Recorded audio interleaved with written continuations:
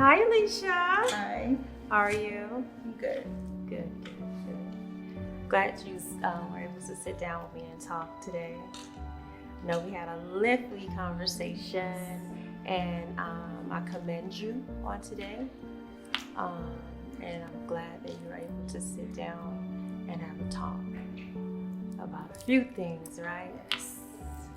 Right. So let's just jump right into it. Tell me about your mom and your dad. Okay. What I know about my parents, mainly my mother. Yeah. She's been an addict all my life that I know. I grew up in addict lifestyle, drugs. From LA. From LA. East LA. East LA. Yeah. Yeah. How long you guys? You born and raised in East LA, right? Yes. Okay. And you have how many siblings? There's 5 of us. 5 of us, and you are the middle, younger. I'm the baby. You're the youngest. I remember. You're the youngest. I remember. So you grew up in East LA all your life. Yes. So it's 5 of you guys.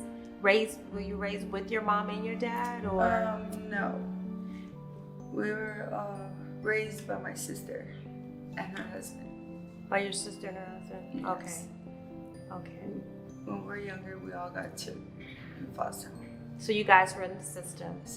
How long were you guys separated, or were you guys we were together? all together at one time, and then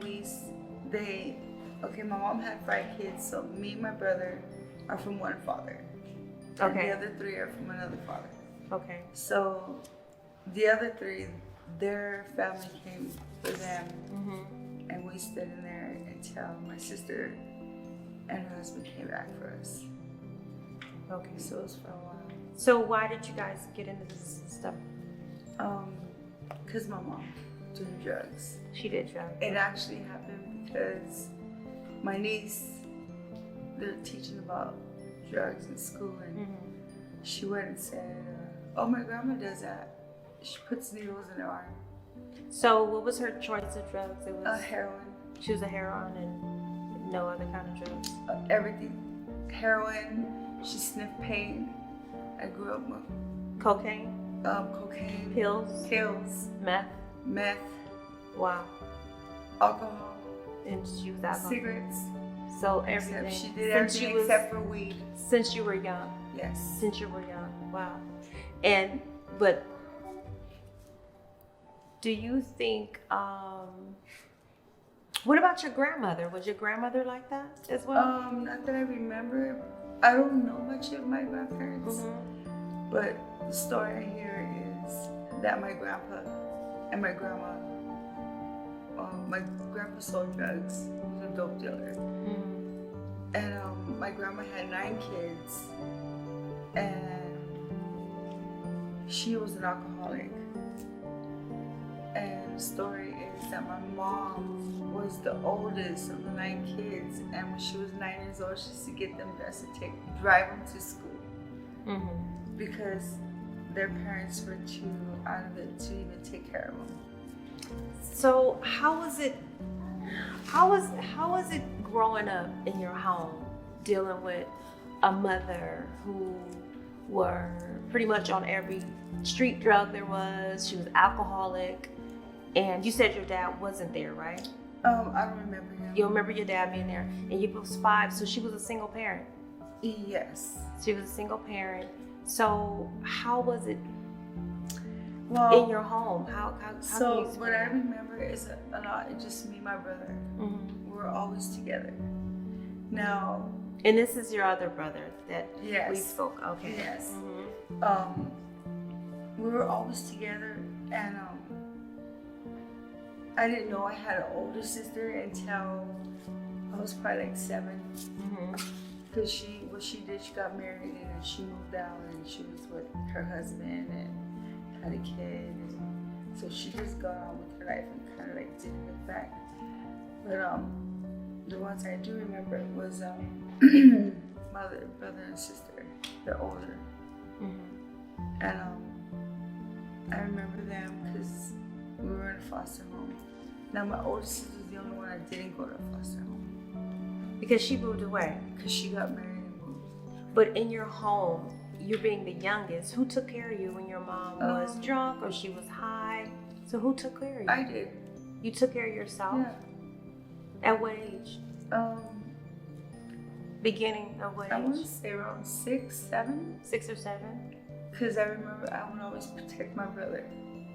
And you're the youngest? And I'm the youngest. I made sure he would eat. He was like, he's a crybaby. So like, yeah. My mom was boy too. So you pretty much grew up pretty fast? Mm-hmm. Because I'm trying to figure out, how did the household function? It didn't. Well, I mean, now that I look like back who at cooked it, your meals? How did you guys get ready for every school? man for its own, because we all being at my grandma's house. I had a lot of aunts and uncles, and there was a lot of kids. So you guys were over there at your grandmother's house predominantly? And there was like 2 households. So okay. Yeah. Were you in school? Did you your mom keep you guys in school? No? No. I remember starting school every month. I was always a new student. I hated that. Yeah. So did you ever, was there ever a time that you had to help your mother where she might have been so high? Oh, you had to pick her? Yes. At a young age, I've learned how to bring people back when they OD. So you've seen her OD before? Oh yeah. It was like normal. Really? Yeah, it was normal to me. It was like I already knew what to do. At what age?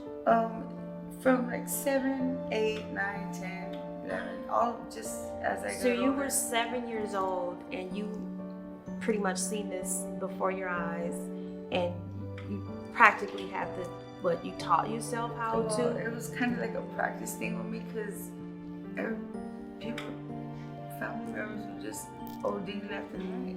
Oh, so this is more than just your Oh, mother. yeah, just my this mother. Is like my a grandma's family. house, and Everybody another was aunt, high. or they'd be nodding out. Cousins, and, stuff like that. Okay. And I would pay attention to that. I don't know why, Okay. but I would kind of feel like I was like the watchdog for people who OD. Like, it's ugly. At one point in time, so you guys were in the system, right? Yes. And you were raised by family members. Yes. How long did that go on? Well, for a long time. But she had rights to come see you, like yes, but visitation, right? She had did, visitation, because right? my sister had custody of us. So okay, gotcha. we all loved each other. Where she would keep my mom away. So if it was you and your siblings in another house with your family members, right? And you were about 7 or 8? Yeah. 7 or 8 years old. That's very young. Yes. That's very young. Yes. So let me ask you a question.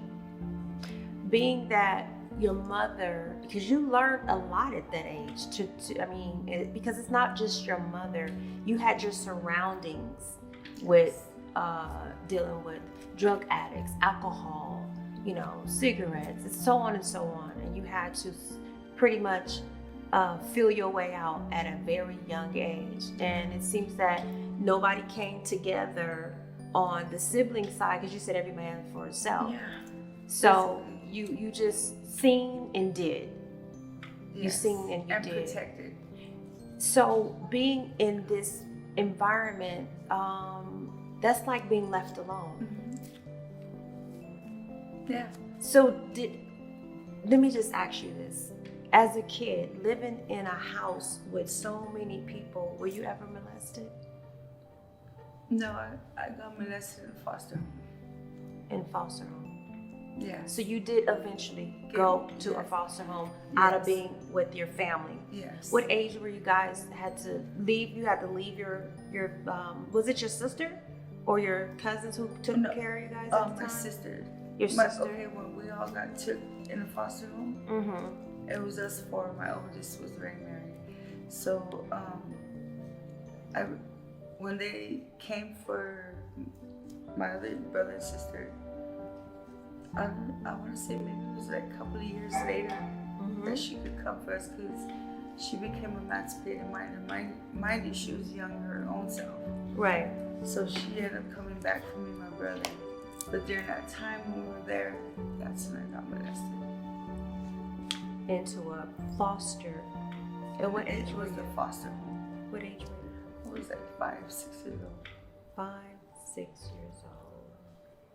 And did nobody know about it? I want to say the mom, they knew what they were doing. Yeah. They knew what they were doing. Right. Because she was the foster mother was really mean. Because it was like a set of girls and a set of boys in one room and the girls in one room. How do you feel looking back on I really honestly, I come to find out where all my problems came from. it? As a 5-year-old.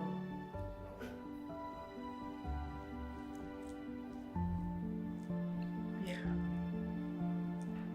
Because when you're left alone without a mother who's a drug addict, an alcoholic, there's no one there to protect her. So someone violated you at a very, very young age. Oh yeah. And sometimes that happens to be you as a kid. What could you do? As a kid, how could you feel when you don't know how to feel when that happens? I would feel guilty. I felt like I did something wrong. Right. But you didn't. I didn't. And you need to know that. Because that's the only way you can heal. Because sometimes people carry that burden and that pain for years on a time. And you became broken at a very, very early age. I'm very angry. Yeah, I was gonna get to that. Were you were angry at your mom? Or After a while, I got used to it. Like nothing was ever gonna change. you shield your pain. Yeah. But were you angry at her?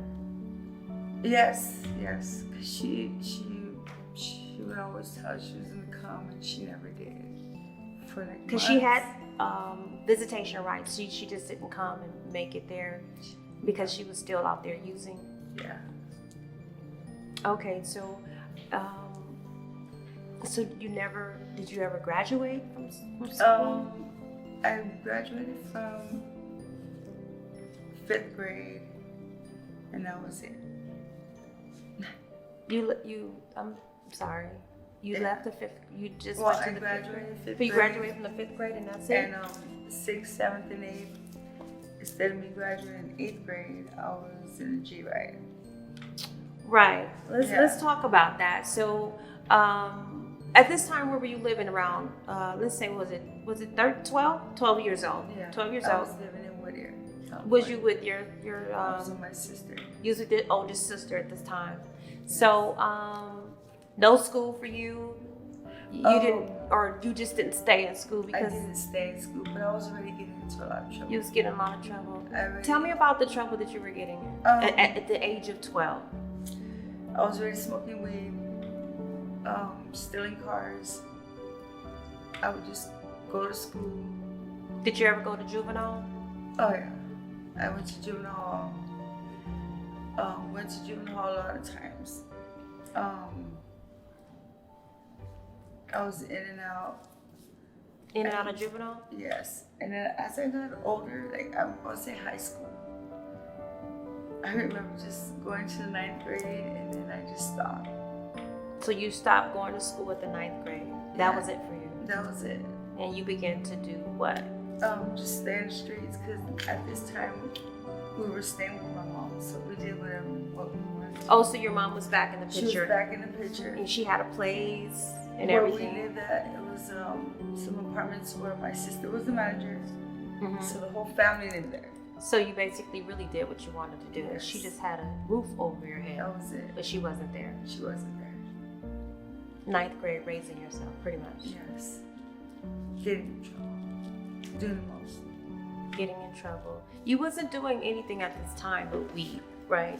Just weed and stealing cars. Stealing cars and weed, going in and out of juvenile and so on and so forth. Yes. When do you think it took a turn from weed to something else? Um, I say when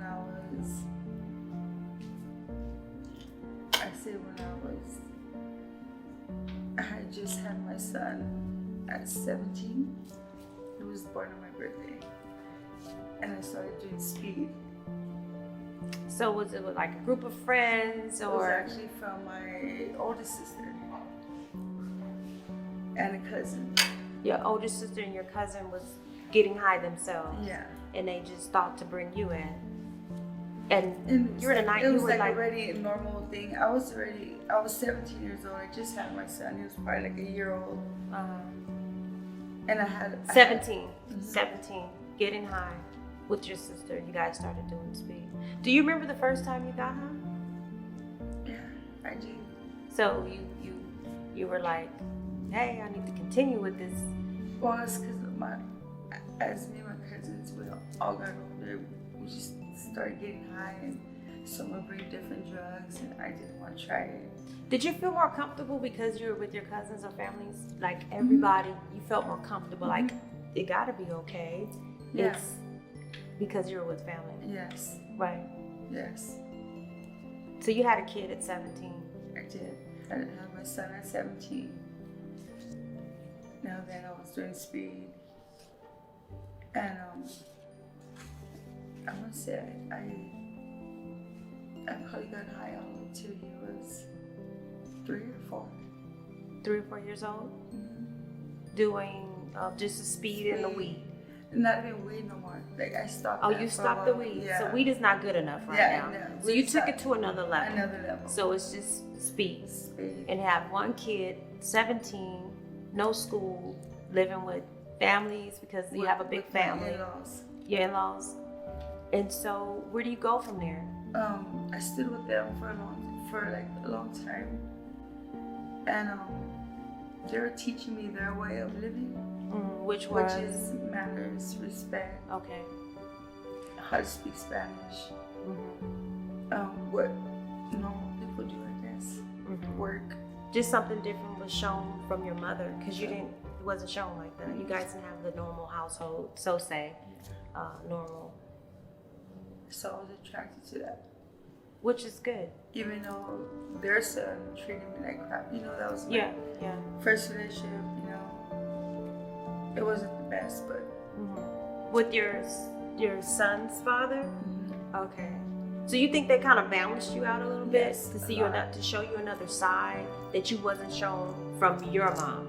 Yes. And so at this time, your mother she wasn't back in the picture, or you just see her every now and then? I would just come in and out of the family once in a while. So how was it like in jail as a teenager? Do you remember that? It was fun. It was fun to you? It was fun. I really felt like every time I got busted, I felt safe. I felt comfortable. Inside the jail? Why did you feel like that? Because that's what I was always around. As I got older, I would say, when I started going to jail, the holding tanks remind me of my mom's living room. Everybody just talking shit, just, feeding the fat, talking about this and that. That's the way it really felt. Even like being back at my grandma's house because I had so many cousins and yeah. So you felt more home. I felt more in jail. Why? Because you felt like everybody can relate to you? Well, or everybody it's because I had a roof over my head. I could eat. You can eat. I was safe. Recuperated. So it wasn't a problem to get in trouble because you knew you was going back to feel more in a comfort zone. Yeah. Wow. So you have your child at 17, and we're gonna move forward on this one. You have how many kids right now? I have 4. You have 4. So how many girls? I have 2 girls and 2 boys. 2 girls and 2 boys.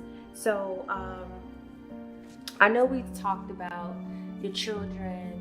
We talked about some other things, but I want to ask you, how do you feel looking back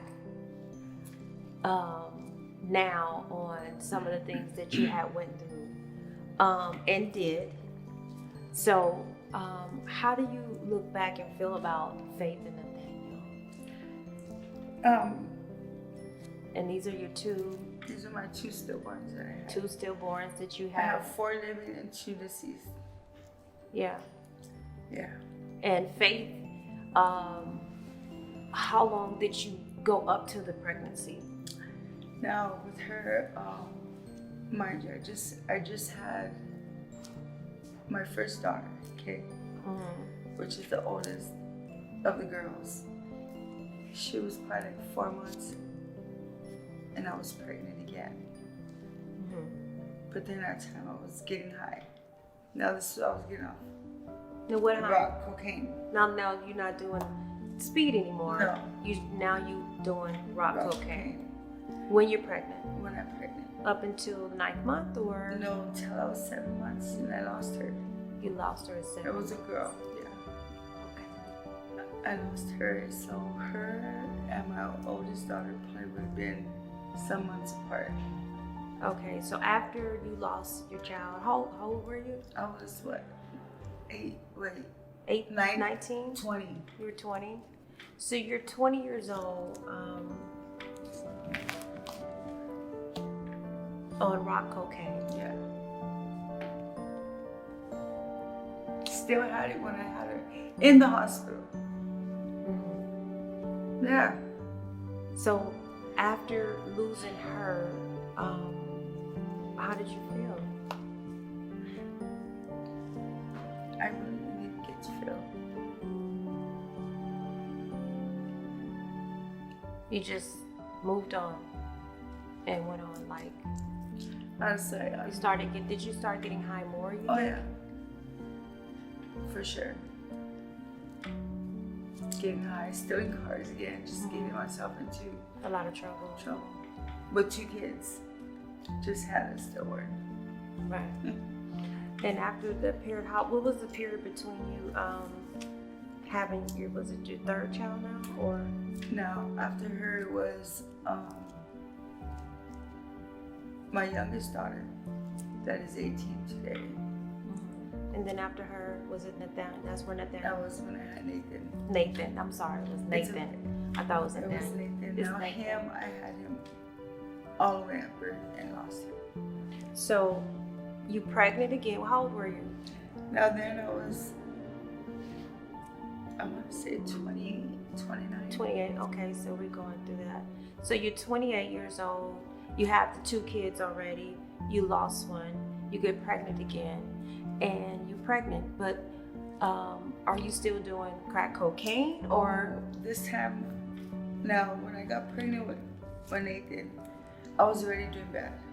I was on pills. I was on meth, and I was smoking weed and cigarettes. And I didn't want them. So I thought, the more I do, The more it then it causes. just go away. Because I didn't believe in abortions. Right. So do you think an abortion is more different than killing him with drugs? You didn't think that at the time? Well, at the time I did. I thought You knew. it would be better for me to just kind of get high and let him just go, or just get a miscarriage. It didn't happen that way.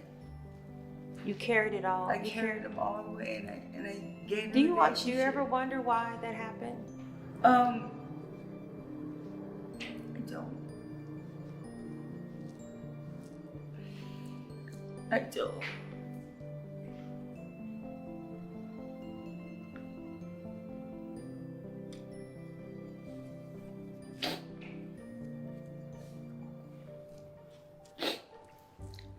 But I could just say this kid,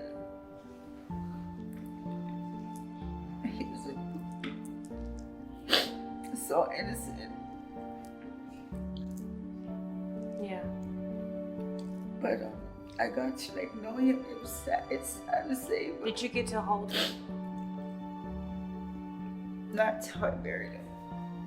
You had a burial service, right? I didn't see him at birth because I died twice. Conceiving? To give him? I gave birth to him. I was bleeding to death twice. I I was in ICU for a while, for a long time. Mm-hmm. But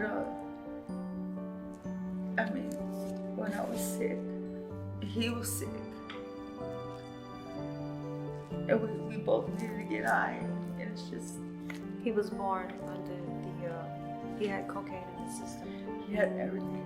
Oh, you were doing more. I forgot. You were doing more than what you expected. Oh yeah. Because you were really trying to. And then at the end, I really wanted him. But my placenta detached from my uterus and it ruptured, so he suffocated. And I felt him go. But it was crazy because it's like I already knew when I needed to get him a fix. You know? Because he was so much. Yeah, he had so much in his system. He was like, he needed it. Like, he was nonstop moving. I'm like, all right, like, okay. It was sad. That's one thing that you probably will regret. Oh. One of the things, I'm sure. So after this happened, it wasn't like Faith, where you can just go on, right? This was stuck, right? Oh, this one, now mind you, before I had him, I had so much hate. I was opposite of love. You had so much hate in you? Yeah. You were angry? I didn't even know how to be nice. Was it just because of life, or? It was because all the just messed and fucked up people that have been around me all my life. When I've been around men, I hated men. I mean, you wouldn't believe me having my kids, but like I really fought with all of them. My husband, like unhealthy relationships. You went through domestic, abuse relationships and things like that. Abuse, yes. So you think that's why, if it wasn't this, it was that, and it kind of built on for you to continue to do different streams of drugs? Yeah. The compression of pain. Did you? Maybe more because I liked it. You like to get high? Yes. Because I grew up with it, and it was like. Did you ever use a needle? One time. Yeah. It was too strong for me.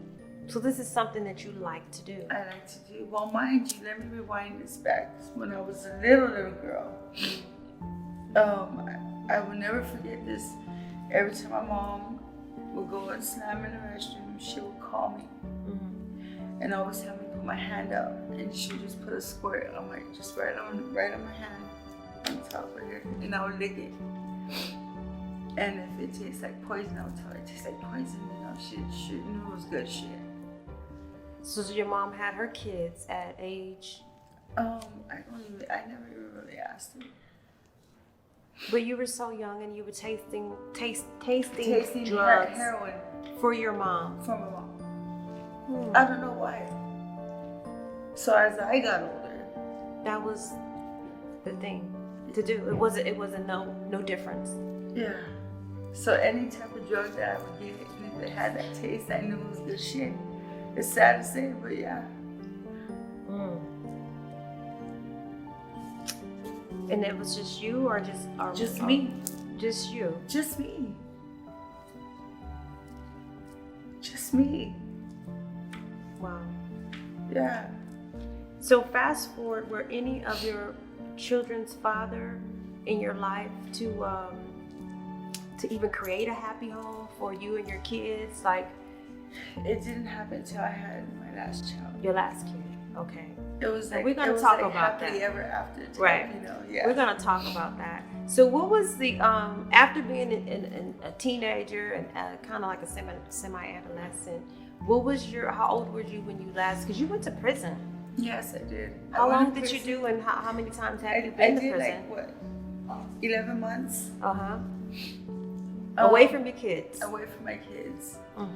Now, mind you, when it even got to a point where my kids were getting older, My 18-year-old I always felt like I had her for her dad. The 18-year-old. Yeah. Okay. She's always lived with her dad. So I let her go, and it was easy for me because I knew she was well taken care of. Let me ask you something. I want to go back on something. You said you did pretty much everything, but you never have done fentanyl. No. Let's talk about that for a minute. Okay. We talked about the extent what you done, but you did not do the fentanyl. How did you escape that? I mean, how did you not, or you just know Well, I what's trip going out how I bypassed that because when I got word of it, I asked. What do you know about fentanyl? Okay, well, what I know about fentanyl is it's a stronger drug than heroin, but it's not the real thing type. Like synthetic. Synthetic. And then I said, how does that happen? Like, I mean, and until, like, honestly, I seen someone high off of it, overdosing on it, and I said, oh no, that ain't heroin. Because I know what heroin's So you heroin knew the addicts look difference. like. Yes. Have you ever seen someone die in front of you? Oh yeah, my Nina, my godmother. She I found her dead. Okay. She told me she loved me before she went in the restroom, and I told her, "Yeah, you're going somewhere," and she gave me a kiss, and I felt it like it was weird. And right away I knew, like, I went to go wash some clothes, and I ran upstairs, and it was too late. By the time I opened up the door, she already hit her head on the sink, and she was already blue. Oh, but it wasn't over drugs or anything. It was. Oh, it was over heroin. drugs. It was heroin. Oh Yeah. wow. Yeah. So after seeing that and being in your environment, dealing with drugs, but you knew not to touch the fentanyl, right? Oh no. I have. Do you know of any people who have really have lost their lives because of the fentanyl? I've heard like good friends of mine of their kids or someone that they know, and that's how I got word of fentanyl. And that's when I was like, what is it? Never heard of it. Do you think it's really increasing on the streets right now? Yes. Yes. And I see it. You see it? I see it. Yeah. I mean, even down the street where I was staying at, there was this lady, ambulance had a lady, and it wasn't a regular type of overdose. It was like a dramatic. So this one is different than heroin overdose, meth, or something like this that, or one's cocaine. really vicious. Really? To me, it's vicious. Yes.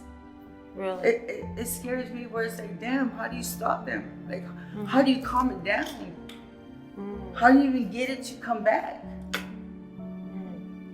Because, mind you, my mom was smoking sherm. I already knew, bring orange juice and bring some cigarettes and a lighter. And you mentioned something about glass. Is that speed? Is glass speed? Glass Okay. But you knew not to touch fentanyl. No.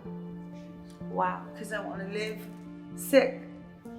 Have you been hearing about I don't know if you have or you have not, but there is a high percentage rate of people dying every day on fentanyl. Every day. They're mixing it with heroin, they're mixing it with cocaine, they're mixing it with, and it's synthetic. It's synthetic, and it stops their heartbeats, their heart rate. And so it just amazes me how you've been to dodge that bullet. It's dodge, crazy. Yeah. Cause like even now, like out here in the streets, the word gets around where So why do you think that they're urging for it? If they know that it can stop your heart rate, if they know it's more important than it's morphine. So-called making some money. That's it. And I even asked one time, so you rather sell this and kill somebody than just save a life? It's not even a real drug. It's not. It's synthetic. Yeah. Let me ask you a question more personal. During this time of, I guess you can call it transparency, from one stage to the next, but living in the streets, homeless, you have your children. I'm sure you, but you never got your kids in the system. Never. I always said You never got them in the system. I said I don't want to be just like my mom. Right. Do you feel like at some rate that you are your mother a little bit? Because I felt like I wasn't because I didn't get my kids took. But I did. That one thing that you didn't do. I didn't do. Do you have any? I was like a little bit better than her. But no, same. It scares me now because I tell myself, no. I was always told as a little girl, I'll be the one to break the cycle, and I didn't understand what they were saying. Like my family members would tell me that. They would tell me that, and they said, remember how your dad died? Mm-hmm. And I didn't understand that till I got older. And I said, that's pretty fucked up. Does any of your kids follow your footsteps in being on drugs? That's good. That's what I thank God for. Do you feel like this monkey on the back, this elephant in the room, this vicious cycle, do you feel that it's broken? Yeah. Why do you feel like it's broken? Have you made different decisions in your life right now? I've came a long ways the last 12 years. Long ways. I was shown so much where when I didn't even, it's like we don't even know what's laying ahead for us. Mm-hmm. And I got to me. Mm-hmm. And I know it sounds crazy, but I say maybe 2 years ago I barely found out how beautiful I am. You didn't think you were beautiful? I hear it all the time, but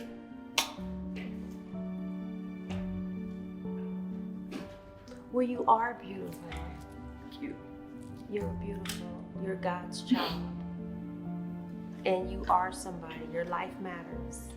No matter what you've been through, no matter what you had to endure, you matter. You, yourself. So you need to always remember that. Yeah. No matter what it was. I'm sure the homelessness was hard. You having children. You've overdosed how many times? I said twice. Twice. First time was scary because in my head I was like, fuck, this is what they go through before they die. But you're here sitting here talking about it, and some people didn't make it on overdose. And so what I'm going at is there's a purpose for your life. There's a purpose for your life. And as long as you're making small steps, take one day at a time, then you can overcome your hurdles, your big obstacles that you had to go through. Well, what helped me is, I would say it only could get better from here on out. Yeah. I've been through worse. In the living conditions? Yeah. Where was the worst place you had to be with you and your kids? Living homeless? I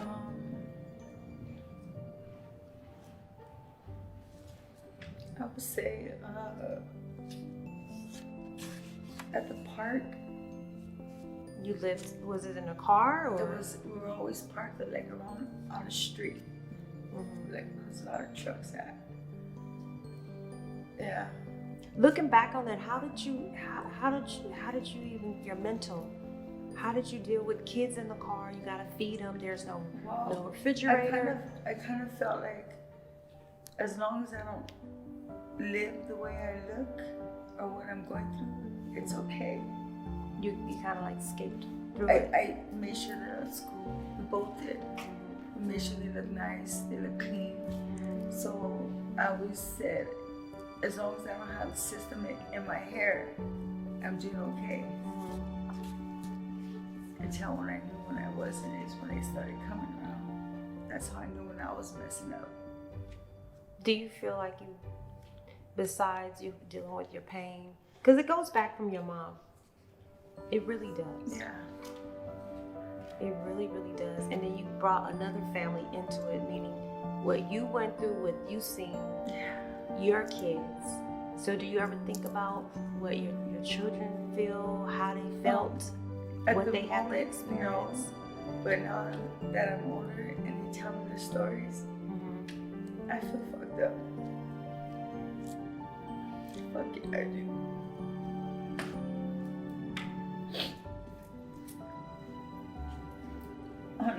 get with my oldest son and my daughter, they said, when every time he got arrested, there was a dog always with us.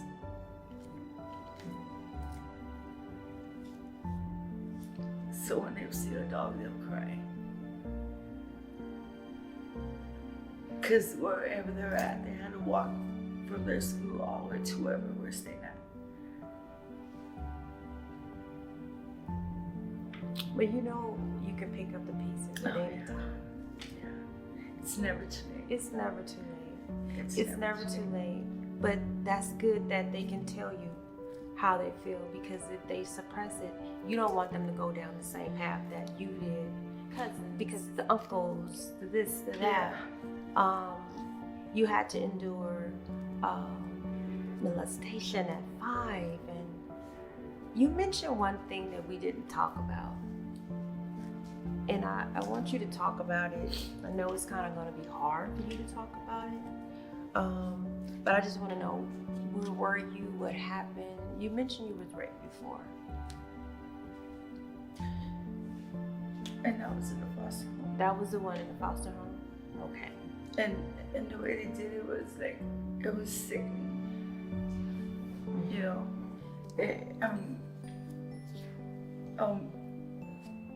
I mean, just for a little kid to even go through that, just